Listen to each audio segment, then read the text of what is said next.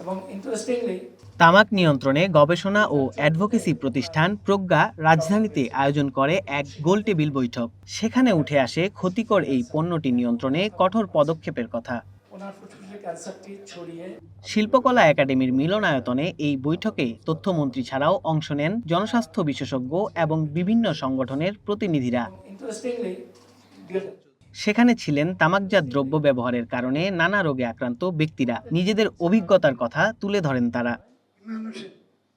বক্তারা জানান, তামাকের কারণে ব্যক্তিগত ও সামগ্রিক অর্থনীতিতে ক্ষতির কথা। দেশের তামাক ব্যবহার জনস্বাস্থ্যের জন্য বড় হুমকি হয়ে দাঁড়িয়েছে। আমাদের রাজস্ব ক্ষতি হচ্ছে, আমাদের অর্থনীতিতে বিপর্যয় হতে পারে। কিন্তু এখানে একটু আগে বলা হলো যে 87,000 কোটি টাকা খরচ ব্যয় হয়ে যাচ্ছে রাষ্ট্রের এই স্বাস্থ্য পরিচর্যা করতে গিয়ে, বা এটার কোল্যাটারাল ড্যামেজ যেটা, সেই ড্যামেজগুলো রিপেয়ার করার জন্য পঙ্গু করার যে প্রয়াস, এবং নতুনভাবে যেভাবে টোবাকোর ইউজ আসছে এবং সেগুলো খুবই মেনেসিং, সেগুলো খুবই মরণঘাতী অবস্থা। আমরা কিশোরদের সেভাবে মানুষ তৈরি করতে পারি না, এজন্য কিন্তু আমাদেরও দায় আছে। সুতরাং এই কিশোরদের,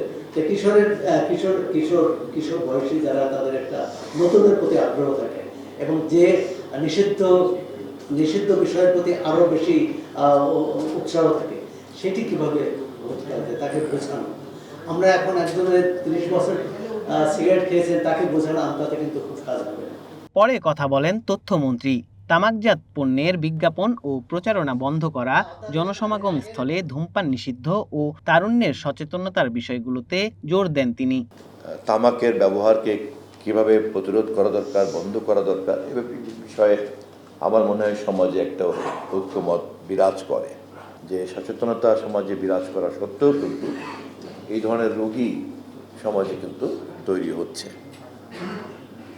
এবং তার মানে একটা অসচেতন জনগোষ্ঠীও কিন্তু আছে যারা তামাক ব্যবহারের মধ্যে আছেন, এবং তার পরিণামটা কি হতে পারে তার একটা ক্ষুদ্র অংশ আমাদের ডাক্তার সাহেব তুলে ধরেছেন।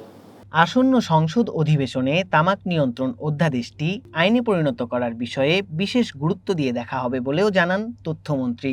আমি ব্যক্তিগতভাবে প্রস্তুতি নিয়েছি যে আমি এই আইনটাকে নামকরণ করার জন্য প্রস্তাব করব সংসদে। ধূমপান ও তামাকজাত দ্রব্য প্রকাশ্যে ব্যবহার নিষেধ, নিয়ন্ত্রণের বদলে প্রকাশ্যে ব্যবহারে নিষেধ। Sayem Chowdhury, one news, Dhaka.